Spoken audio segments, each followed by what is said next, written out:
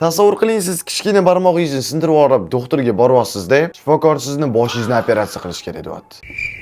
Aynan shunaqa holat Real Madridda sodir etdi. Keling sizga hammasini tushuntirib beraman. Mana shu videoni ko'rsatganimda hammanglar fake deb aytgan edinglar. Yo'q, endi menga ishonishni boshlaysiz. Bilasizlar, fevral oxirida Kylian Mbappe jarohat olgani haqida ma'lumotlar chiqqan edi. O'shanda o'yinchi Real Madridda ishlaydigan. Endi Real Madridda ishlasa, rostiga zo'r doktorlar bo'ladi deb o'ylagan paytimizda, ular Kylianda chap oyog'ida muammo bo'layotgan paytida o'ng oyog'ini tekshirishgan. Eng qizig'i nimada? U hatto Fransiyaga borib, o'zini doktordan qayta tekshirib o'tganida, "Voy, sen to'xta, o'ynashing kerak emas" deb aytishgan unga. Lekin Real doktorlari bo'ldi, keyingi o'yindan tushursang bo'ladi deb, bitta emas, ikkita emas, 3 ta o'yinda o'yinchini o'ynatishga majburlashdi. Va keyin esa dokumentlarga qarashganida, noto'g'ri oyog'ini tekshirib qo'ymiz-ku deb, internetda hozirda katta hazilga aylanib qolishdi. Bir tarafdan kulgis keladi-yu, ikkinchi tarafdan esa Molxonada bor, qorong'i joyda qamab urmoqchiman.